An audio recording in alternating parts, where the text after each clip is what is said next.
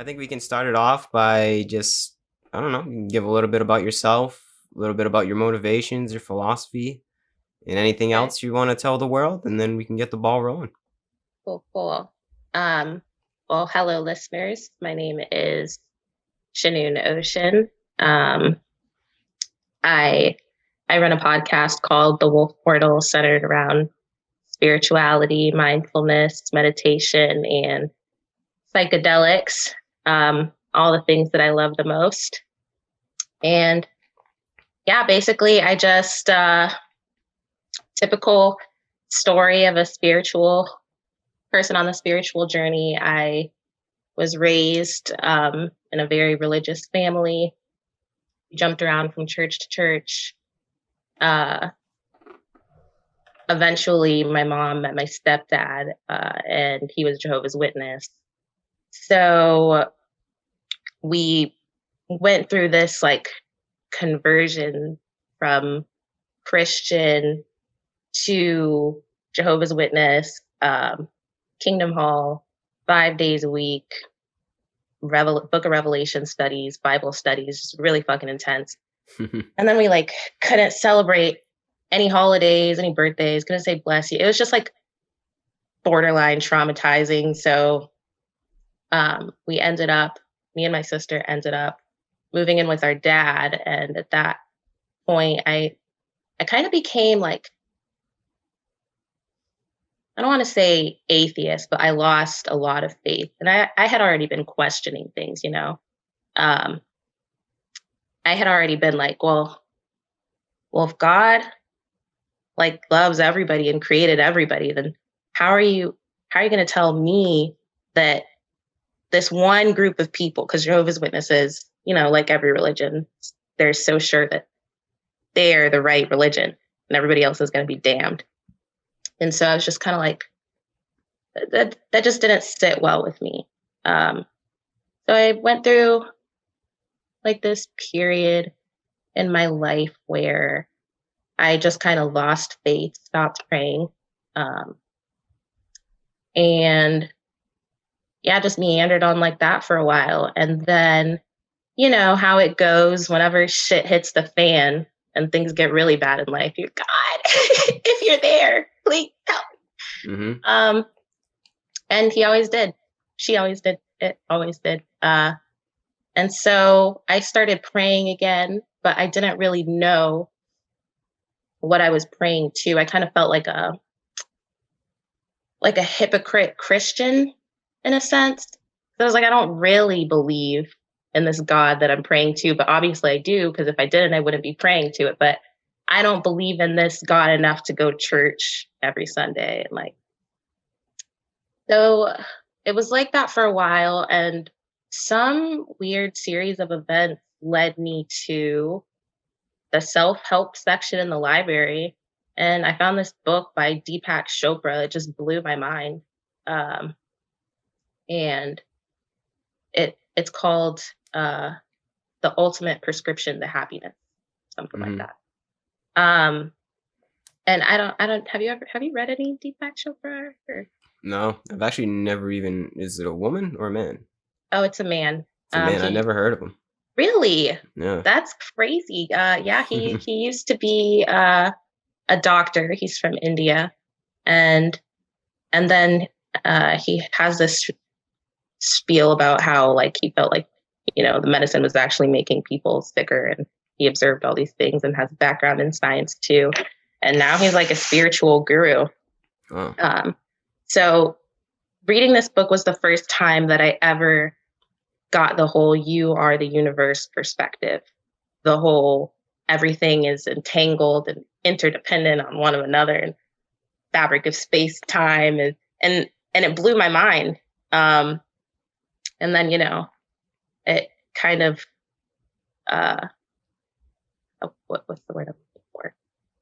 I guess propelled me into this journey that I'm on now, collecting crystals and just going deeper and deeper into the teachings of people like Eckhart Tolle, Ram Dass, Terence McKenna, hmm um,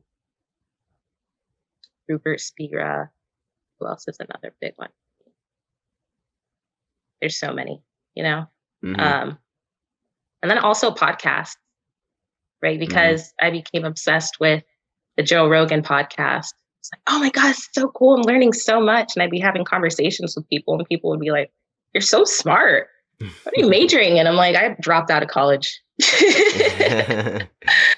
um, and then I started to really like the Joe Rogan Duncan Trussell episodes, and Mm-hmm. how it goes. Yeah, those episodes actually are kind of what inspired me to create this platform, because I liked the just the whole vibe of those episodes more than if he's talking to like a UFC fighter or a comedian. I was like, there's Yeah, me something so too. special about what these guys are doing and what they're talking about. I wish this Hmm. was like every episode. So I'm like, wait, what if I kind of just do that myself? And here we are. Love it. I love Because it. Duncan Trussell is the man. I actually would like to get him and speak to him on here some day in the future. So Yeah, we'll see, man. that'll Yeah, definitely happen. He great is the guy. man. He I really is. absolutely love him, cherish him so much. Yeah. So how long Um, ago did this all start? this started in uh, mid 2018. Okay. So it's been a good, I was about to say 2 years, but 3 years. Yeah, right. I feel like it's forever 2020 in my head. Yeah, honestly. What are your thoughts on 2020, by the way? I mean, I think the numbers are just arbitrary. I think because it's not actually 2020. I think it's just kind of what the Christian theology has decided for us. Like the year, I don't think has much resonance in it. I mean, Mm, I think a lot of people do read into it, and sometimes I believe things about it, but I really don't think 2020 means as much as people make it out to be. I think it's just we're kind of it's just our perception of it, and just the whole that just how it looks is kind of like it's kind of driving our perception. I think it is like a changing point or a turning point, but mhm. the numbers are just they were decided from Christian fundamentalists. I don't think those are actual. That's not the actual year. Right, It's not right, right, actually right. 2020. Yeah. But I mean, that's if you. It's like how what is the actual year of there is not actually a year. I mean, the Hmm. year is decided by when Jesus Christ died, and I don't know why is that what we decide what year it is on Earth. I don't know. What would Right, you right, say? right. Well, I should have reframed the question. I actually meant like, what did you think of the events that took place in Oh, 2020? okay, yeah. I love the deepness though. The depth. Yeah, I mean, I don't know. I guess it goes beyond words. No one saw the a pandemic coming in 2020. Nobody at all. And it was, I mean, even though I did say before it is an arbitrary year, it was a very momentous year for the world. There was a lot of what's the word I'm looking for? There was a lot of just things that happened, I guess you could say. A lot of novelty, as Terence McKenna would say. Because Yeah. as Terence McKenna says, this with his time wave zero theory, is novelty is increasing as there's events in the world that are increasing at a exponential rate. And Right, right, right. it seems like these novel events in 2020 reached a point where it's just like unlike any other time in history, and that seemed to be spurred by the global pandemic that we're currently living in, Right, right, and right. among other things that I can't think of off the top of my head. But there were so many other things that happened, not only in the world, in the outside world, but also internally in my own life as well. So maybe there is some kind of significance to the 2020 thing. I just am a skeptic when it comes to you know numbers, and Right. like I don't know that there probably is something to it. I'm a little bit of a skeptic to it. Hmm. Yeah. I What love how about you brought you? up. Um, well, 2020 was really interesting, obviously, but it's like everybody was like, fuck 2020, 2020 sucks. But I was like, this year's kind of been awesome for me. Like, it allowed me to quit a job, working at a club doing bottle service that I absolutely hated. Mm, Um, and it allowed me to finally have some time off to travel. And I went to the Outer Banks to spend some time with my really good friend Casey. And there just happened to be this like spiritual pop up shop there whenever I visited. And I got my first reading done. And my question to the girl who did my reading was like, I just need some guidance, some direction of where I should take my life. I don't know. And she's like, well, what do you like to do? And I'm like, I don't know. Like, I like to meditate and I like to write, really like listening to podcasts and like telling people about what I learned from these things, which I just don't know what I would do.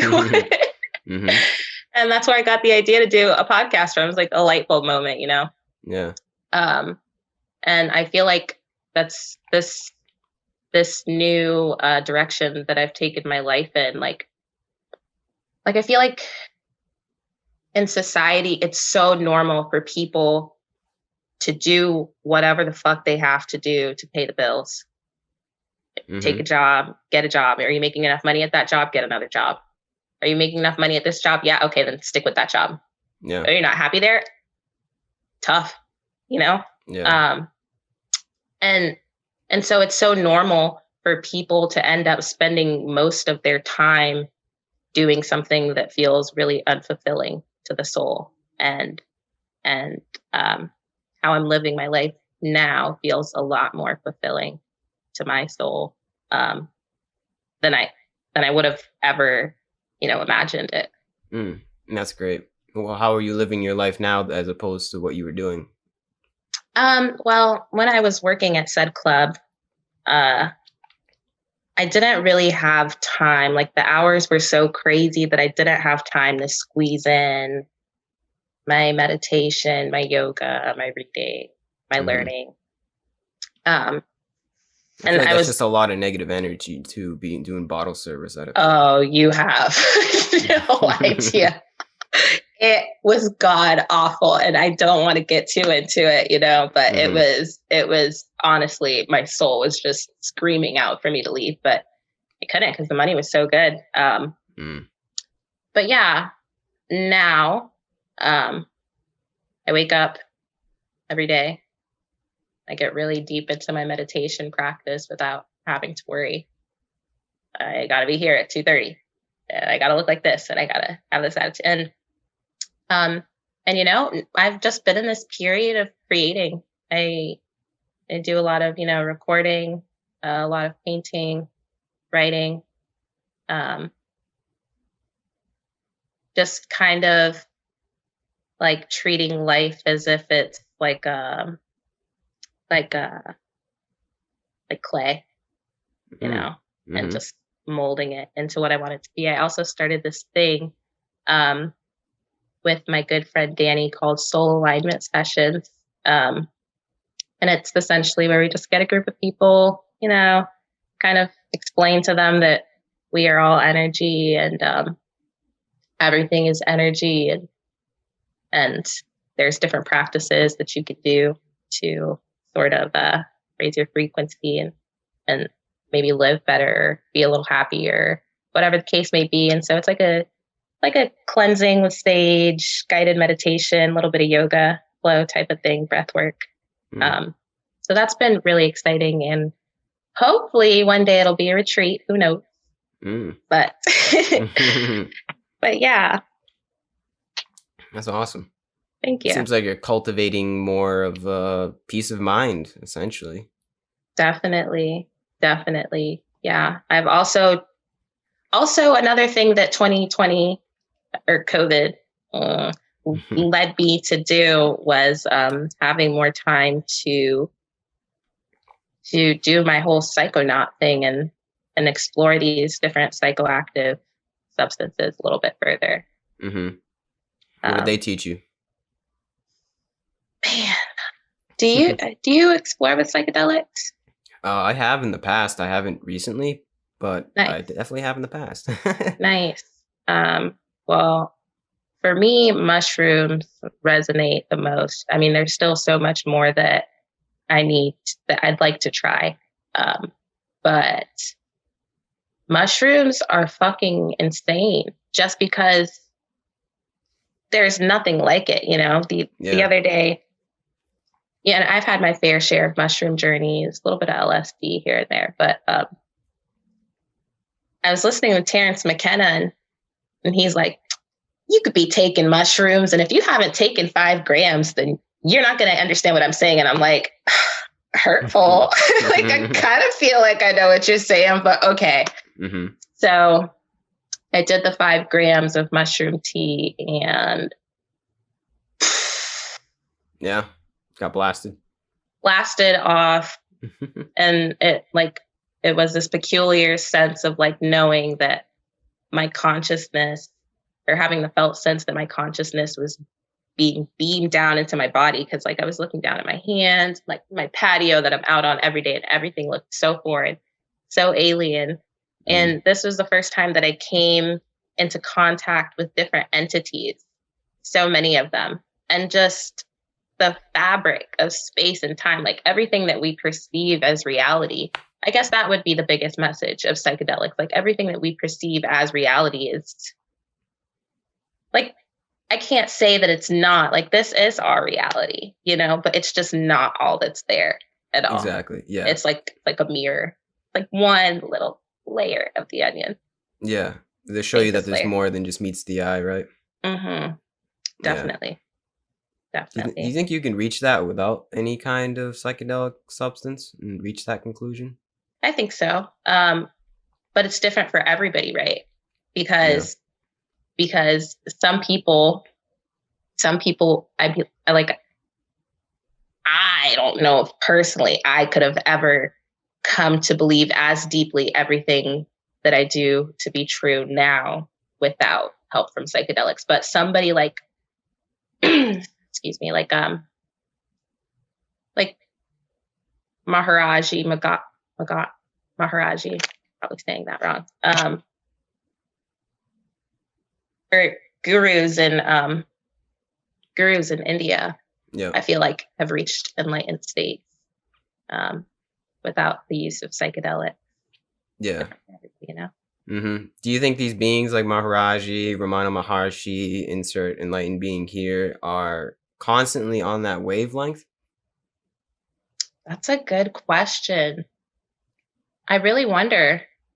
Like when you see Maharaji like up there sitting on his little pillow, and like you've probably heard the Ram Dass stories, right? Of Ram Dass being like super skeptic, like, yeah, right, I'm gonna fucking, I don't want this guy to be my guru. And then the very next time he sees him, like crying, tears, just wants to kiss his feet. Like, that's insane. It almost seems like maybe they had that Kundalini awakening, and that's where they are. Yeah, I think so.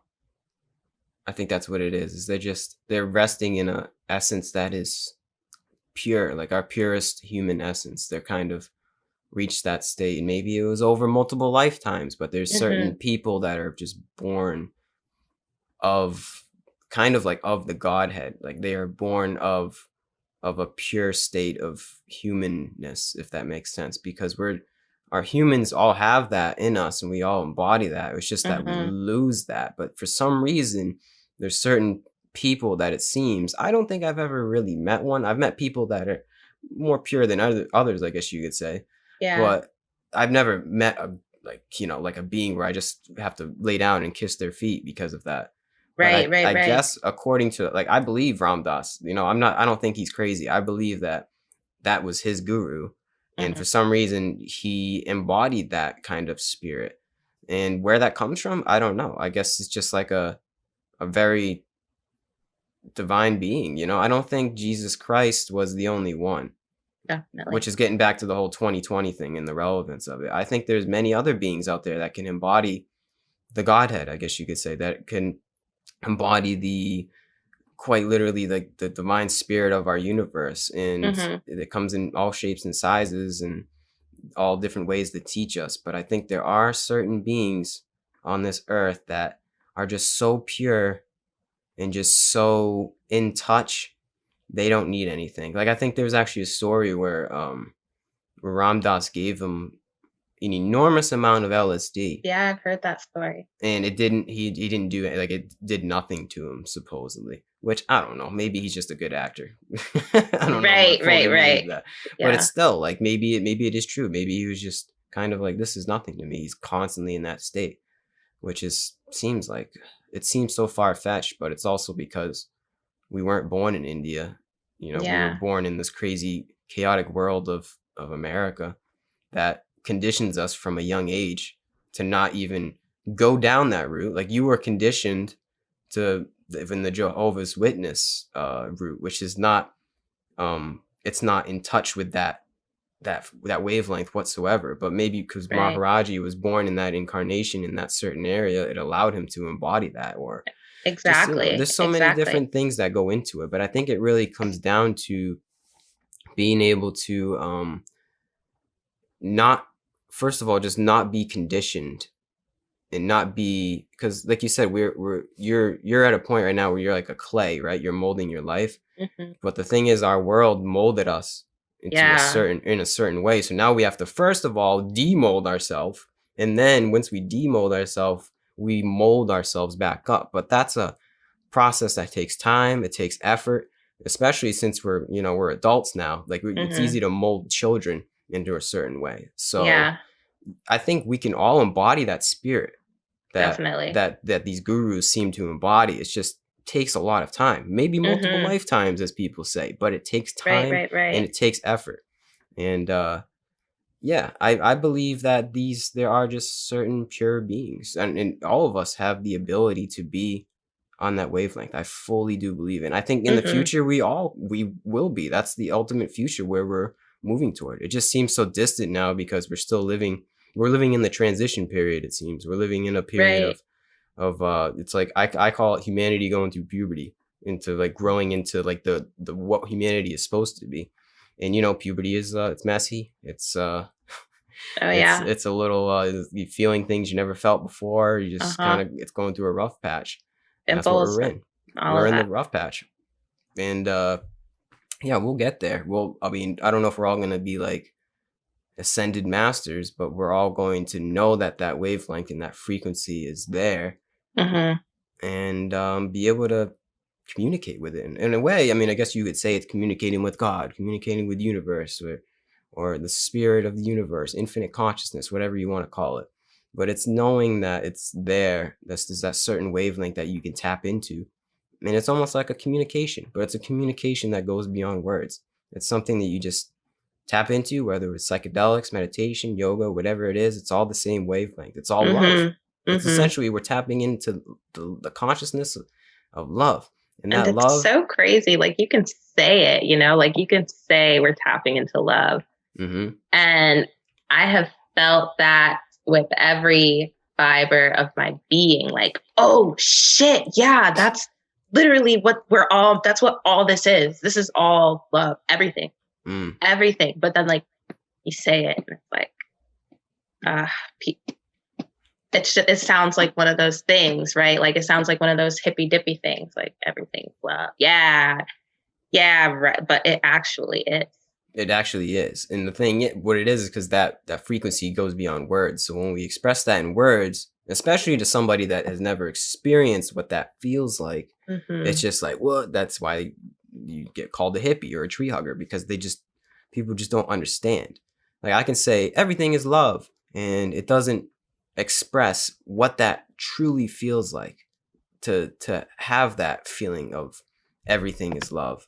There's no way that you can put any words on it, but it is the truth. And it's not love as in the stuff we see in the movies. It's not romantic love.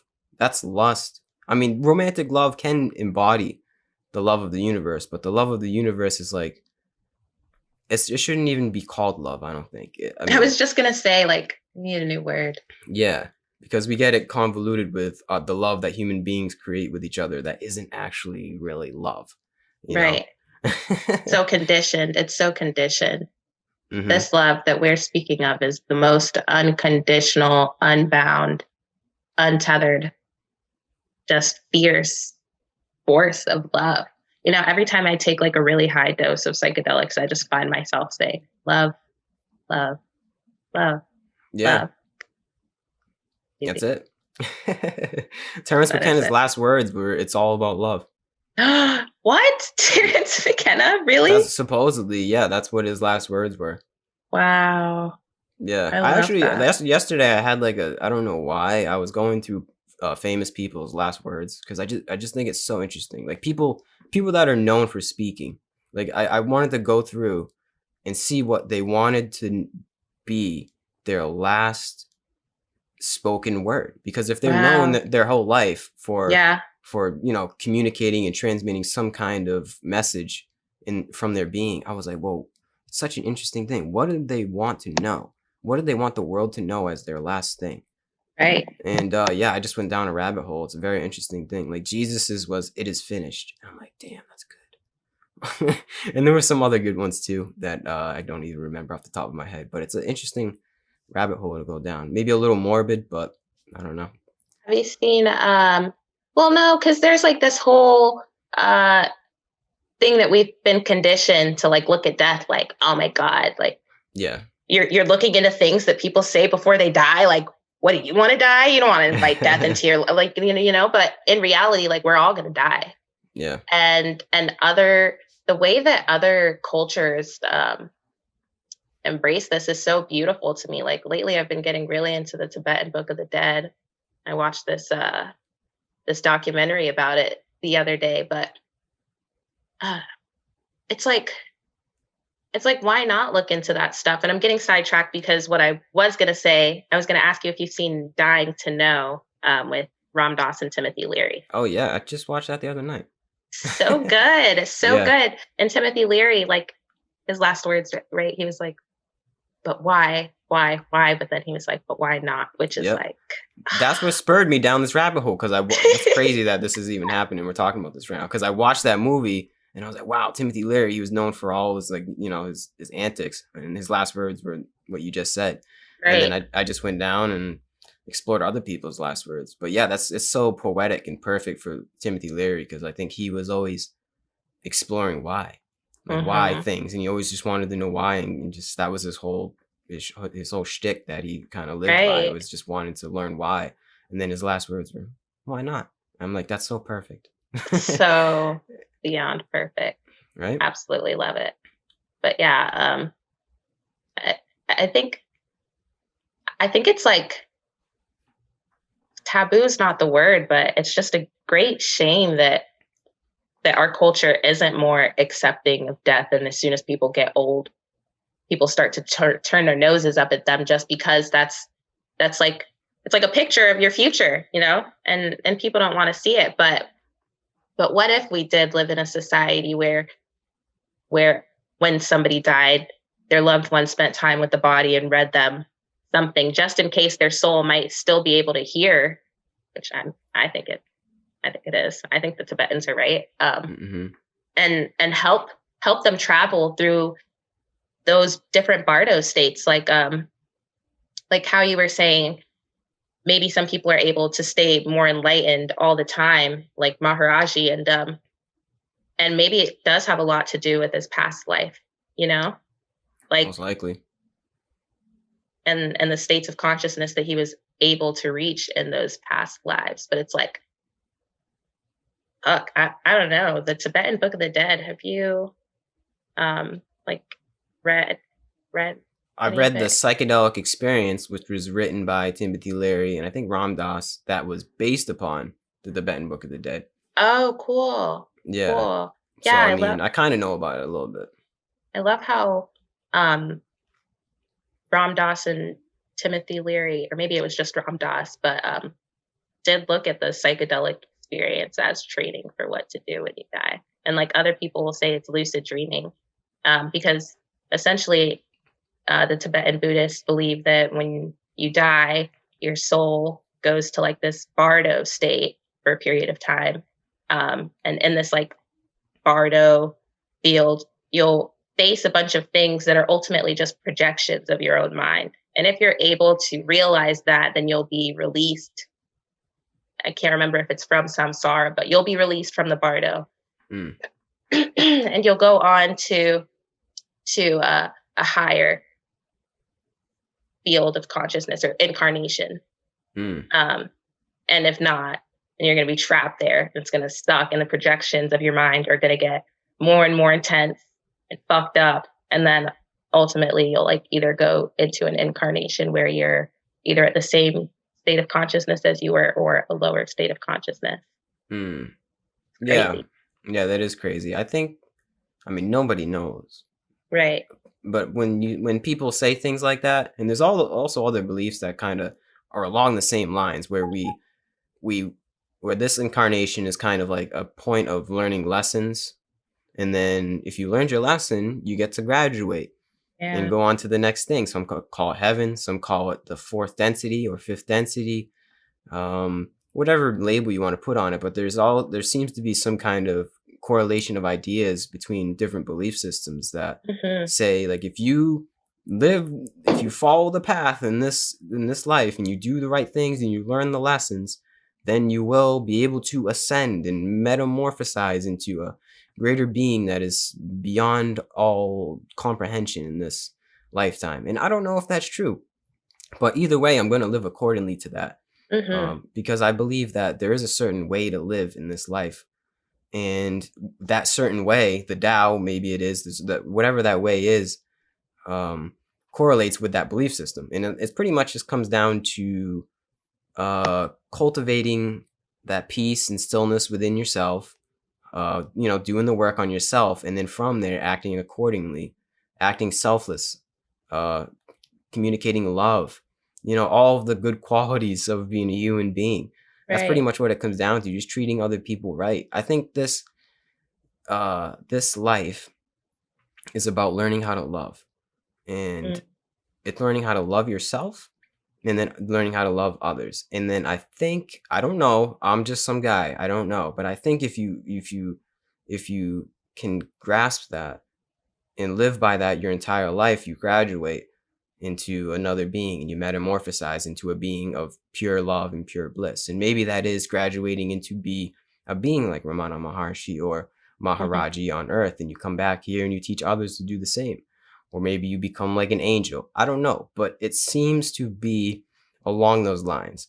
From Yeah. all of my work that I've done in my 27 years of life, I have seemed to kind of get the gist that this life is all about, throughout all the chaos and all the shit that's going on in the world and all the craziness, it's all about cultivating that love and Hmm. that light that's inside of all of us, and then spreading it to the whole world. I think Yeah. that's why we're here. If I had to kind of sum it up really, really simply, it's just be a good person. And that's what it is. Beautifully said, beautifully articulated. That's That's what exactly it what it seems is. like. That's what all belief systems are come down to. And you can put whatever label and whatever concept you want on it, whatever you want to words you want to put on it. But it just seems to me like everything that I've studied and people I've spoken to, it's work on yourself, cultivate peace and stillness, whatever that means to you inside of yourself, whatever you have to do, and then transmutate that energy into others, and then they'll do the Yeah. same. It's like a snowball effect. Essentially, it's like we're creating this better world all together, even though it doesn't seem like it. That's our role. We're here to serve. We're not here to serve the system and serve the man. We're here to serve God. We're here to Yeah. serve the universe. And how we do that is by loving everybody, Right. essentially. Right. And by serving ourselves, Yeah. because Mm-hmm. service to self is service to others. You know, Exactly. when you Exactly. cultivate that light inside of you, then you're able to further recycle it out Mm-hmm. into the universe. Yeah. I think that's the gist of what all of these psychedelics show us, what all of these enlightened beings kind of want to show us. Any holy book, anything putting it very, very simply. It's funny because it's so easy to lose track of that, Oh my God. right? That's the thing. That's why we're in this weird training ground, right? Because we're watching the movie of our lives, but getting so caught up in it, be like, oh my God. It's like when you're watching a movie. It's like Mm-hmm. exactly like when you're watching a movie and it's literally a screen in front of you and you know that everybody is acting, but you're still like, fuck, that person's gonna find out, or that, and like you feel the stressor. So it's like that, but like ramped up times infinity, because like our lives are the movie. Like we aren't the actors, we are the roles that we've taken on, Yeah. and we forget. And it's this great forgetting that Hinduism talks about so much, and really all these religions. It's so funny how you said like vegan person, like what all the religions are saying, and they really are pretty Yeah. much all saying the same thing when you get down to the root of it, but they're like, "No, they're wrong. They're wrong. They're Right? wrong." And it's just like, It's everybody overcomplicates it, man.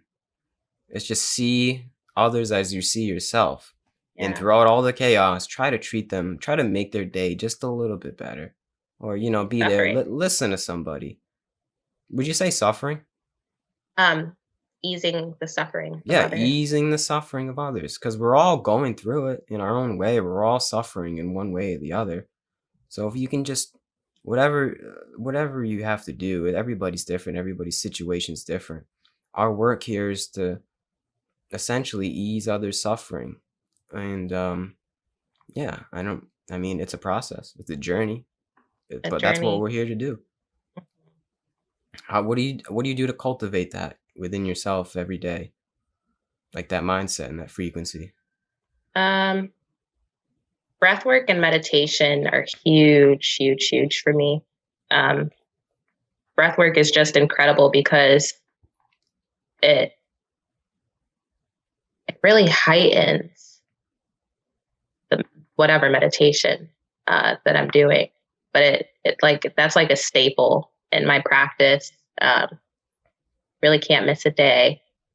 I also like just like moving around, like my physical body is really important too. So like I would like to do yoga more. I do it a couple of times throughout the week, but I'd like to get to a place where I'm doing it every day. But Hmm. I do work out every day, which is just equally as important. Because like lately, when I've been thinking about all this, and the reasons that like spirituality and wellness and all these things merge is because like if I'm thinking about my being as a flower, when a flower blooms, it's not just like two petals. I mean, I guess there's a couple crazy looking flowers that maybe look like that, but it's like all the petals blooming evenly. So like taking care of my meat monkey suit um, as a whole in all these different ways, I feel like ultimately helps me um, cultivate that light inside of me the most. So working out, eating healthy, um, praying over my food, just blessing it, Hmm. and that's another way that COVID blessed me. Hey, I'm not COVID. Like I don't even think it's real to be honest. But I'm just saying, like there's quite a few good things that came from it, and like one of them was I was eating out. Like I was mostly eating at my job, but I'd also eat out a lot. Um, and so with the pandemic, I started cooking a lot more. Mm. And looking back, I'm sure there's a lot of reasons that I feel better now, but I think cooking, like preparing my own food, has a lot to do with it. Um, and being mindful of the state of mind that I'm in when I'm cooking my food. But yeah, just lots of veggies, lots of I don't think Ayurvedic's the word, but organic seasonings. Um, Yep. Self care. Mindfulness is also a huge thing that I practice, just constantly watching my mind, which is why meditation's so important because, like, before I started meditating, like, I didn't know that I wasn't my mind. And I Mm. didn't know that, like, at any given moment, I could choose to be like, oh, wait, wait, wait. I've been thinking the same thought for like the last, like, hour. Yeah. That I'm not that thought and I'm not any of my feelings about this thought. Um, so mindfulness is another one. Yeah. Um, and just like furthering my knowledge about everything. But I also came to this weird place in my whole journey lately. And I don't think I shouldn't call it a weird place. It's a different space because I used to like pump all this knowledge into myself, which isn't wrong. But I was like, Duncan Trussell, Ram Dass, Deepak Chopra, Eckhart Tolle, Abraham Hicks. How many videos can I watch? How much can I learn? How many notes can I take? And then it just, all of it is just so interesting. And, it's all like essentially light being recycled, but it's almost like when somebody's just doing shrooms or DMT to get blasted all the time and not taking the time to integrate it. Yep. And so I Mhm. found myself in this weird space where I was learning so much, but I was like, wait, am I even putting all of this to use? Mm. So where I'm at now is um, trying to bite off smaller pieces to chew on. If Mm. that makes sense. Mhm. I also spend a lot of time with crystals. Um, yeah, do I've been into painting after I listened to a couple of Alex and Allison Gray podcasts. Mm, Um, yeah, they're great. they're amazing, and it is just such a beautiful thing that we're able to create. Like that's really fucking trippy if you think about it. Like, I love psychedelics, but to be honest, like, and like, yeah, I just said that I probably needed them. but, Mhm. but at the same time, like before I was really into them, I'd have these moments where I just like look around and be like, fuck? Like, what? Like everybody's just acting a little bit too comfortable, like nonchalant about what's happening right now. Like literally our bodies. Oh, Alan Watts, that's who I've been forgetting. Mhm. But our bodies are literally thousands, more than thousands of processes, minuscule and whatever, taking place in our bodies right now, like throughout the day. How many times a day do we breathe and not think about it? Yeah. Your heart's just pumping blood throughout your whole entire body. All of our organs are doing all their jobs just to sustain our life. And then you look at this ecosystem that's inside of us, and then looking at the ecosystem that's outside, like literally the world, this planet that we're on, just the way that it works. And like, have you ever seen Cosmos with Neil deGrasse Tyson? Mhm. Man, Yeah, it's good. looking at how intelligent this whole creation is just so grounding, which is another Yeah. thing that I really like to do. Try to do it every day is grounding. Spend a lot of time at the beach or just outside in nature, Mhm. soaking up the earth's electrons. Yeah, that's what it is. It's like when you realize that you are not um you're not separate from the process of this entire process. You are the Mhm. process. Mhm. And sometimes you might have to get outside and see that the process happening when you go to the beach or nature, and you kind of see that nature is its own process, and you see that this whole world unfolding without any kind of uh, outside influence from human beings. You kind of see that, like, oh shit, like I am just this. Like, what am I? Like, what is going on? Like, you see, like like like you said, like what is actually happening? Yeah. And Yeah. sometimes it just takes a little bit of time to just disconnect Mm.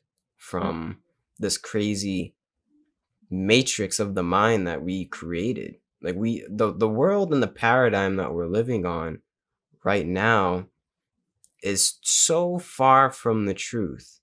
It's So far. you can't even put it into words how disconnected we are from the process. But Oh once my you goodness. realize you are the process and that there are millions, billions of things going on in our body without us even consciously thinking of it, that gives me a sense of peace at knowing that it's all like I am a part of this entire Mhm. thing just unfolding. And it's a beautiful thing. That's salvation in my mind. Yes, it is. Yes, beautifully said. I love thinking about that too so much, which is why I love Alan Watts's work so much, just because he's constantly talking about like the sun isn't thinking about like, fuck, how do I do this? It's just doing it.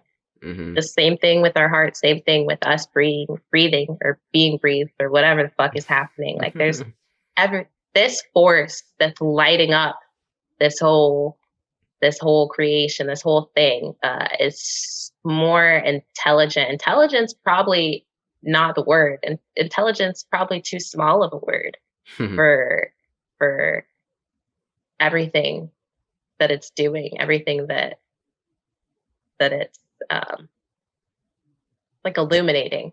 Yeah. Is a better Every, word. everything that it is. This Yeah.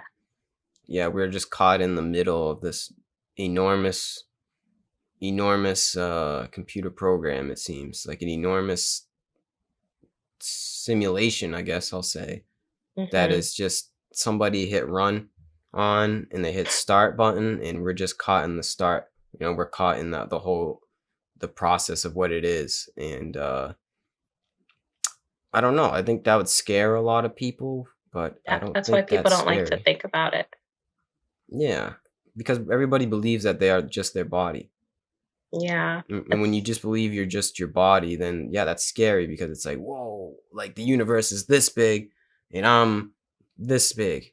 Yeah. What does that mean for this? What does this mean for the life that I built up? What about my car and my kids and my house and And like my my job and my degrees, all of yeah, it. Yeah. look at that. Look at all of this stuff that I built for myself. Well, that stuff doesn't mean anything, bro. That Right. means absolutely nothing. Like it does relative to how we have to play and do the drama of life, but Yeah. at the end of the day, all of the meanderings that we have to go through as a human being, it really doesn't mean that much. Right, All right, of this right. stuff, the materialistic possessions and stuff in the story that we tell ourselves, it doesn't mean much in the how big the universe is and how small it is too. Because Yeah. it's also I've heard this saying that a human being is actually a very enormous object in the scale of the universe. And then I was like, Yeah. wait, what? Because like when I think about the size of the Milky Way galaxy, and then there's billions of galaxies, and I was like, wait, so but the human being, like in the relative to how large we are compared to like say like a proton or a neutron Right, or an right, atom, right. we're actually enormous. And I was just like, oh my god, that just expanded my That's scope of so the cool. universe even more. So when you think about life like that, like it yeah, none of that really matters. It gives me a sense of, yeah, none of this was really like important, but it is. On the other side of the token, it also is. But Mhm. like, but what we tell ourselves is important, or what we've been conditioned to think is important, really isn't important, because we live in Yeah. a world that tells us like you have to get this and do this and show off. You have to have X amount of followers, you have to have a big butt, you have to have a big bank account. None of that really Right. matters, man. Right, It right, really right. in the scope of things like that is not how we should be conditioned to live our lives. And only until you do the work and Mhm. you learn certain things about yourself in the universe that you are in and that you are, you'll come to realize that. Yes. It takes time. And I can see why it's scary, because everybody has their blinders up, like this, just Mhm. living the life of that they were told to live.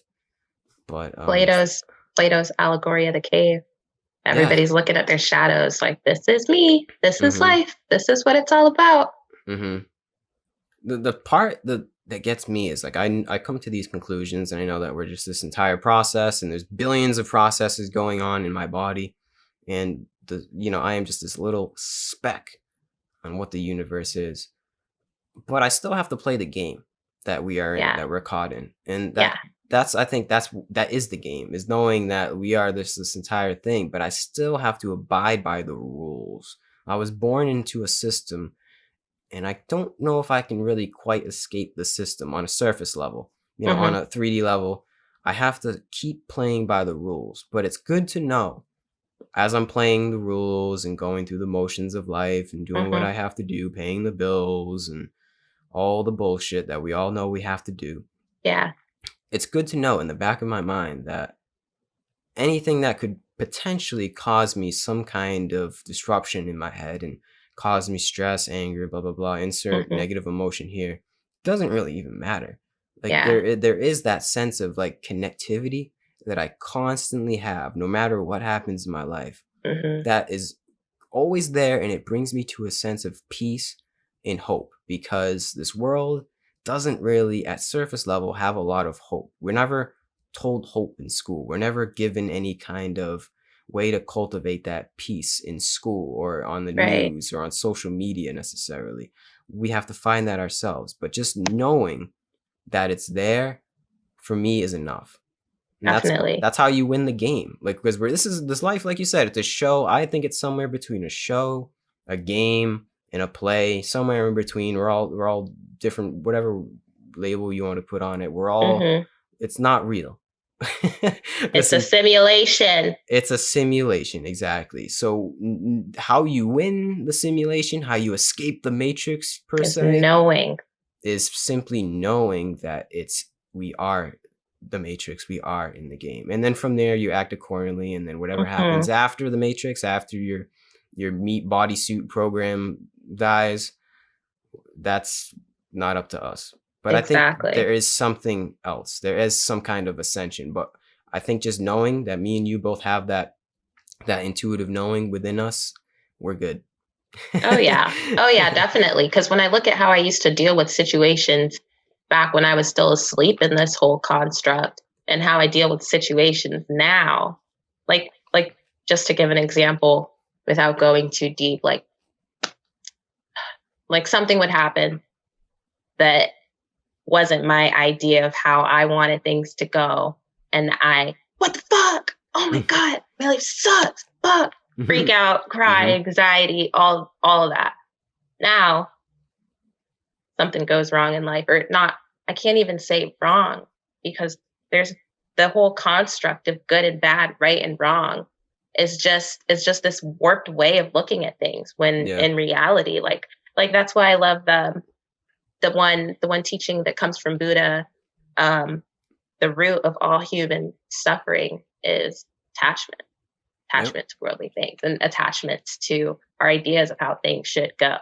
Now, with that knowing that I have, something goes different from how I want it to go, and I'm not elated about it. I'm not like, ah, yes, thank you, universe, for this great teaching and this I'm, but there is that honoring of that higher intelligence there. And there is that, like, okay, well, yeah, I do have this like conditioned mind. So maybe there is a better outcome than the outcome that I've procured, that how Mhm. I wanted things to go, and there's just so many different ways um, Yeah. to look at any given situation now, which is why I love this spirituality. It's like it's providing us with so many different tools to deal with this fucking play that we've been born into. Mhm. Yeah.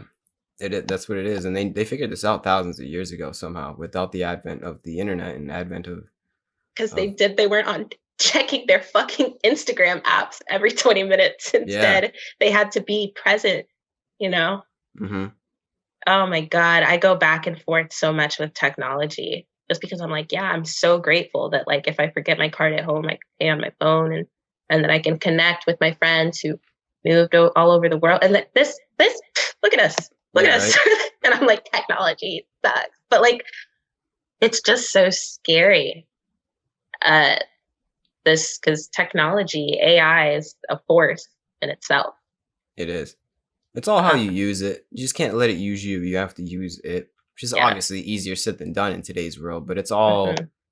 it's just like a tool, and you can use a tool like a hammer to build a house, or you can use it to destroy a house. So you have to Hmm. have the same mindset to approach technology with. I don't think everybody hates on social media and what technology is doing to us, but that's just like the negative aspect of it. I think Hmm. you can use it just like we're using it to. I don't know, if it wasn't for technology, I would have probably never met you or Right. talked to you. You can Right. use it Right. to establish connections like this and learn new things and learn great teachings from sages all across the world.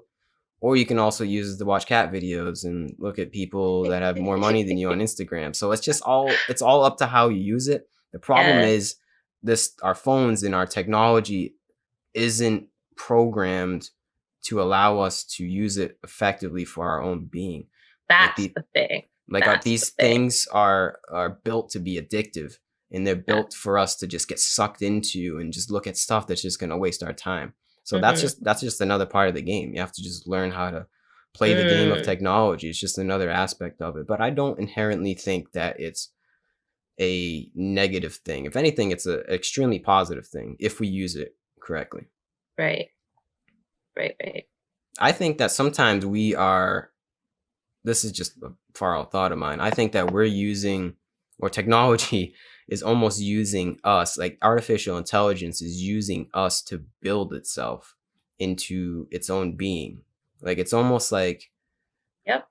We're building this thing, and it's like almost taking a hold of our minds to build its own intelligence. You It's hit like the using nail on our, the head. I think sometimes it seems like that. Like it's using our limbic brain structures, our unconscious motivations to build itself into this super hive mind artificial intelligence. And from there, I don't know. Like it just seems like that's where it's going. Like there's some kind of Fuck. intelligence that's using us as servants, and it's building this Terminator-esque Right. thing. It's like it's like we still think like we're running the show. Yeah, we're just gonna we are the wise ones, and we're just gonna make these robots smarter and smarter. Hmm. And in reality, this robot's like, yeah, like we haven't quite figured out how to completely take over. But so that's why we're keeping them. That's why we're keeping them around. But let's just have them keep doing our work. And it's fucking creepy thinking about it. Like this is all making me think about yesterday. Yesterday, I shaved my legs. I shaved my legs. I get out the shower. I put some tea tree oil on my legs. I get on Instagram. There's a fucking ad that's showing me a shave balm. It wasn't just showing me a razor. It wasn't just showing me like it was showing me a balm similar to the one that I just put on my legs. And I don't think that my even if my phone was in the bathroom, it was not in the shower with me. And at that point, I just like looked at my phone and I was like, oh, Yeah, that's strange. And you crazy. didn't search anything about No, bombs or anything? no, absolutely not. This is like how I spent my like a good hour just being like, what the wait, what fuck is happening? Like and one of the DVDs that we had when we were really younger, or when we were really young, sorry, did rip my bong before this podcast interview, but It's all good. was iRobot. We had our mom had it on bootleg, and so I watched it so many times, and maybe that's why I just get this like feeling in Mm. my stomach. But I think everybody just needs to go out and watch iRobot again. Honestly, well, Yeah. it's just crazy how technology is working, and like I think about it because like you've have you seen Joe Rogan's interview with Elon Musk, the first one, Hmm. or maybe it's the second one, where he's talking about Neuralink and thinking about that. Like we all knew it was coming, but at the same time, I'm like, fuck, and like it's like, okay, so you're gonna put a chip in people's head, people are gonna have access to everything instantly, right there, and their head's gonna be a part of us. And then even Joe Rogan was like, well, don't you think like some people are gonna be creeped out by that? And Elon's like, I mean, yeah, like, but they're just gonna be like the same kind of people who like still have razor phones. Are like, I'm not getting that iPhone. Oh yeah. Like dated. It's gonna be some dated ass people. There's gonna be humans 1.0 and humans 2.0. And so that idea is daunting, but at the same time, like if there's a chip in your head that's allowing you access to everything instantly, Yeah.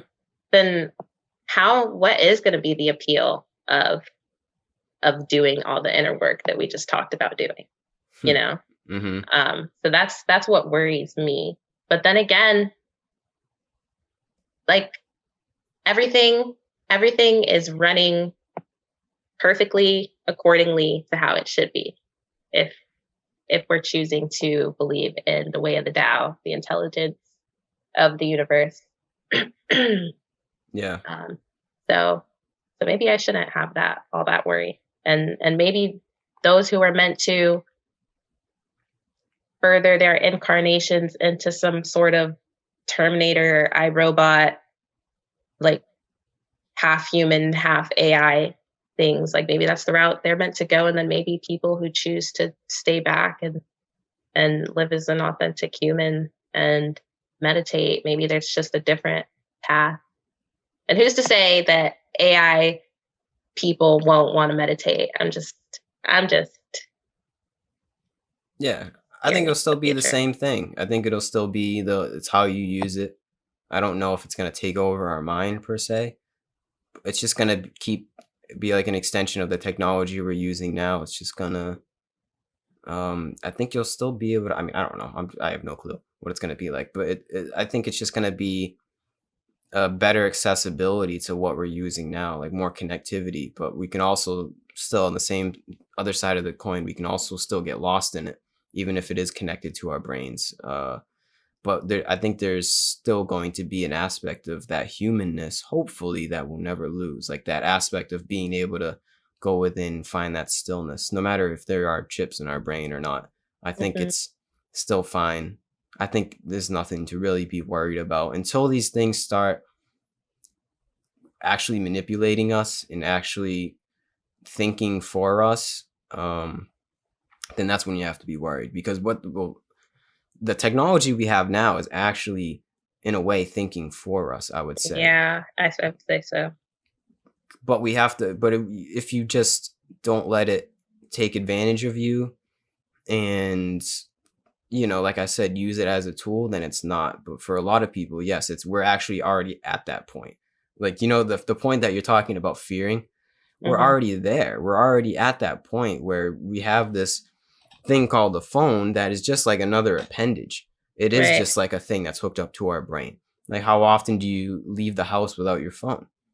I Not, just thought about it yesterday. I was like, I'm not leaving without my phone. And yeah. back upstairs. So what difference is that than having a chip hooked up to your brain? Like, in a certain way, because we're already so reliant on it. It's like we're already past the point of no return. But Yeah. I don't think there's something in me that says they'll never be able to take away that aspect in us that goes beyond the technological Mm. advancements that we decide to incorporate into our society. I hope not.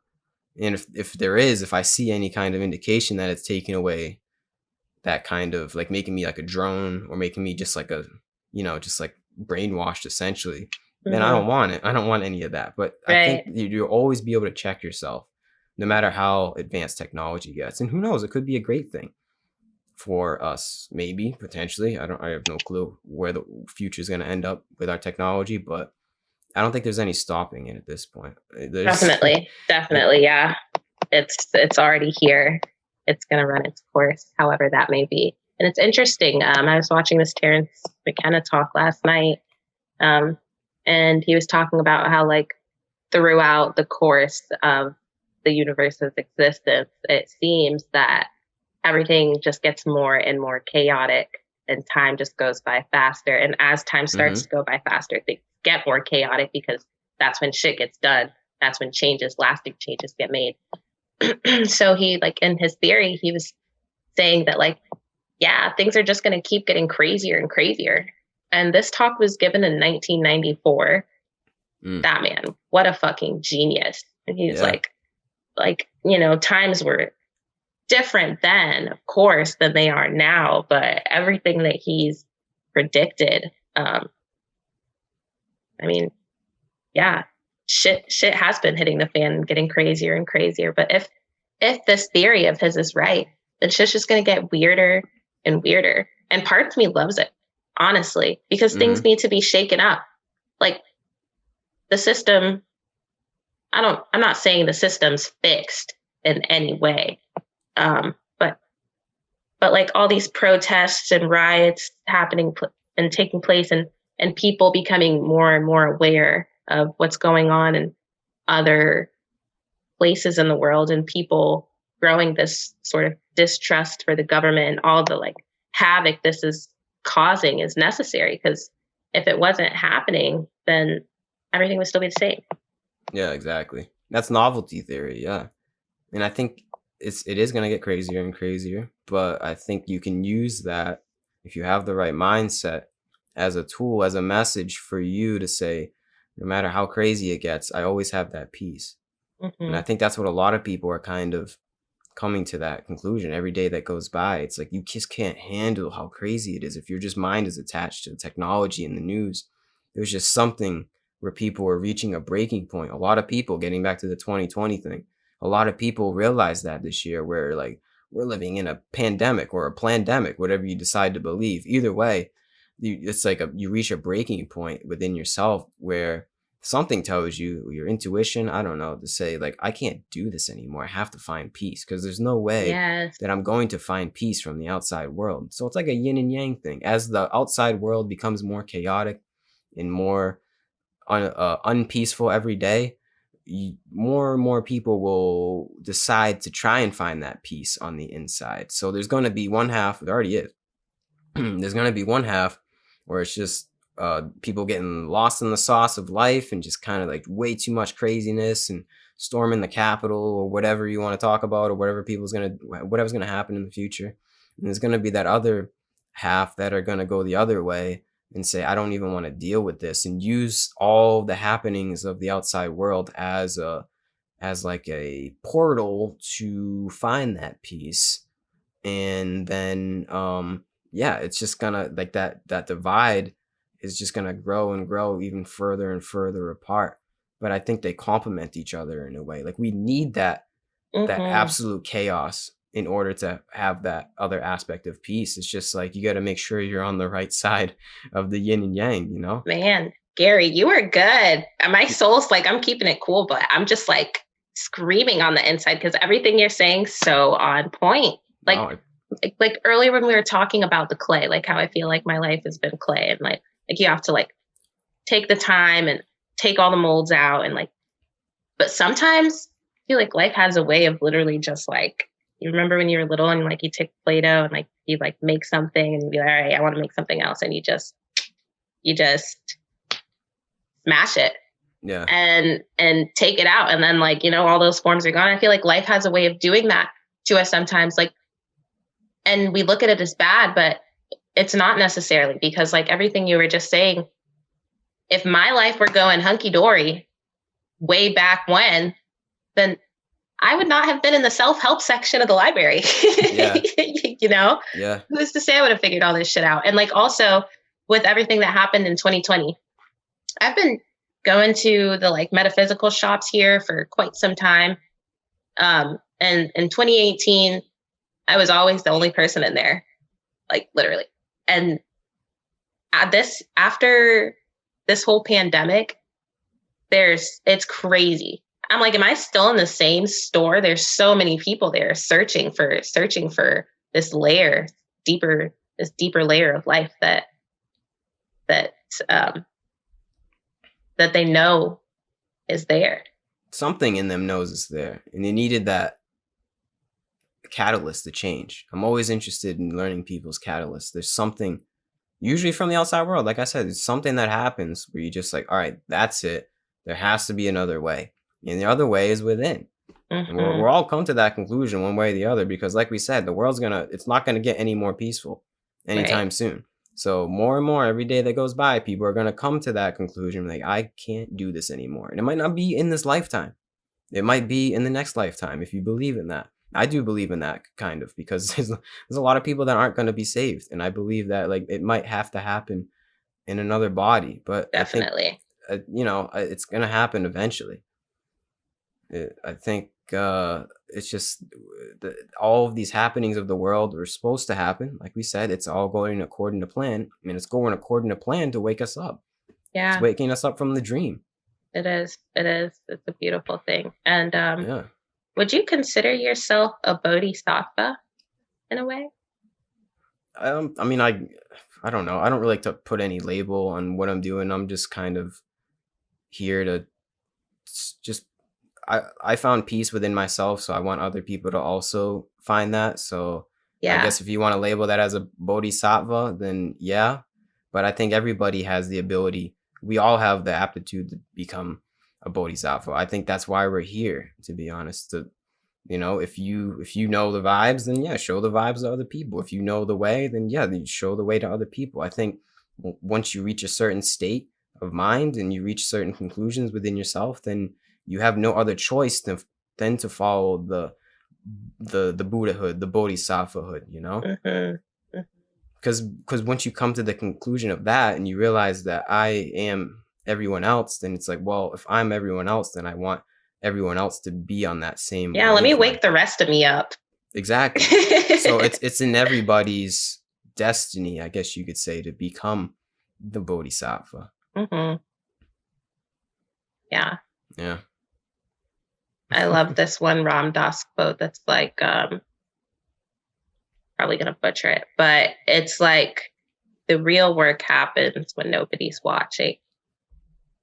Um, and it just makes me think of like when I first found out about this deeper dimension of existence, I was like, oh my God, I gotta tell everybody.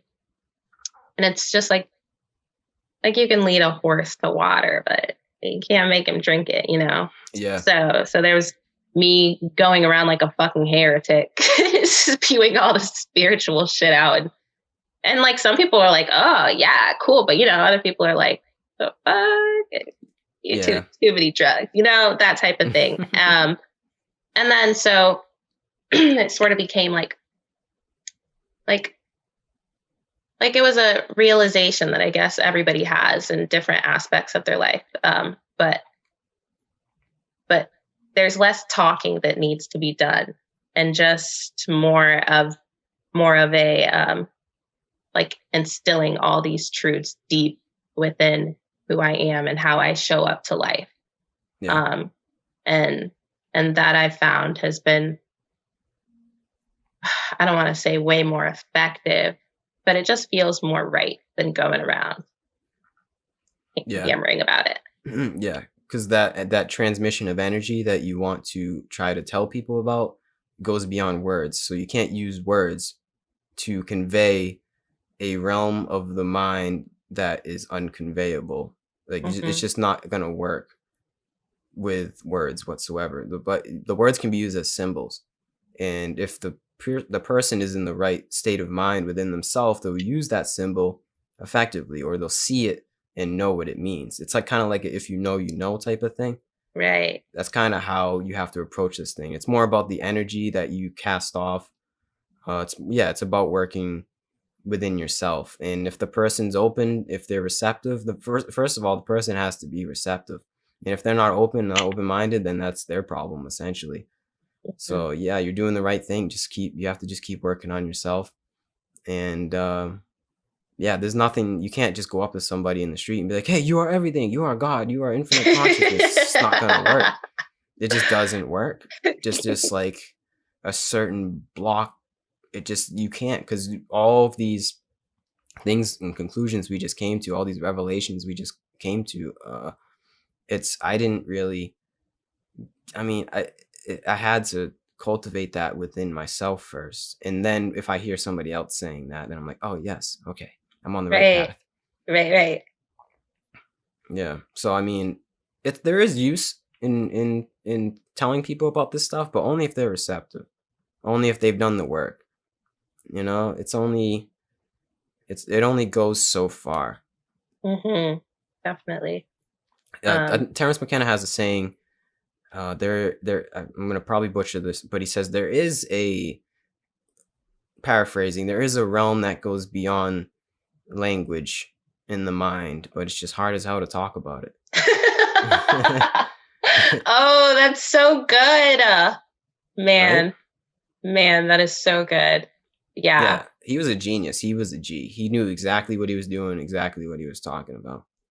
So good. Absolutely love that man. And that's another thing that he taught me that I've been putting into practice in my being a lot more as of lately. But it's like you can we've been brought into this world where when we're really little, we go to school, and from that moment on, it's just everybody filling our heads up with shit. And then like if you live in somewhere where it's just like there's not that much nature, natural land, or like land without concrete, then like you have to act within societies like little bubble that they put you in. And you believe what people tell you, and you live the life that you see everybody else living, and you don't ask questions. And And then, like, if you do ask questions, like, you're still asking somebody the questions instead of just seeing for yourself, like, what is true within you, and finding out different truths for myself has been a huge catalyst, I feel like, in my journey. Yep. Bringing up Ram Dass again, the man, he says, the best thing that I can do for you is work on myself. And the best thing you can do for me is work on yourself. Yes. And there's no truer statement than that. That's really all that we can do when we're here. And, we'll all get on that wavelength. Might take a little bit of time. This is just the beginning. We'll get there. Definitely. Beautifully said. Oh, man. I don't know even where to go from here. How long have we been doing this? Hour and a half? I mean, I think we can probably wrap this thing up. Wow, it's been an hour 30? Yeah. Wow. Yeah. Man. Conversations like this, they're timeless. You just kind of get lost in the flow. They are. Well, Gary, I would love to have you on the Wolf Portal at some point. Definitely. Yeah, I'm down to talk to you again. You're all good vibes. Same. Here. I feel like this probably isn't a very important question, so I just won't ask. Oh, come on, cliffhanger. Well, I was just gonna ask if like if you have like some sort of like a background in maybe psychology or anthropology or something. No. Nothing of schooling, really. Just my own work, yoga, meditation, reading. I don't know. My own schooling is like I don't like no formalized schooling. At least I did my own schooling, but there's no very cool. Nothing of in the system that really could have taught me, the stuff that I've learned on my own accord. Nice. But yeah, I thank you for coming on and doing this. I feel like we could talk all day. I know. Thanks for having me. This was a good time. Do you have any closing statements?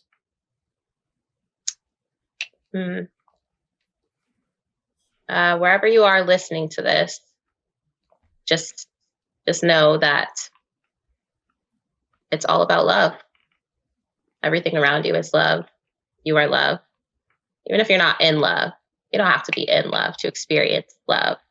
But yeah, just everything that we were talking about in this podcast, and continue to do the work and cultivate the light inside of you. And that's what I'll be doing. And thanks for listening. Beautifully put. Couldn't have said it better myself. Other than that, yeah. Hope you have a good day, Shanoon. Thank you so much. You do the same. Happy full moon. Yes, happy full moon. All right. Well, peace out, and I'll be in touch. Definitely.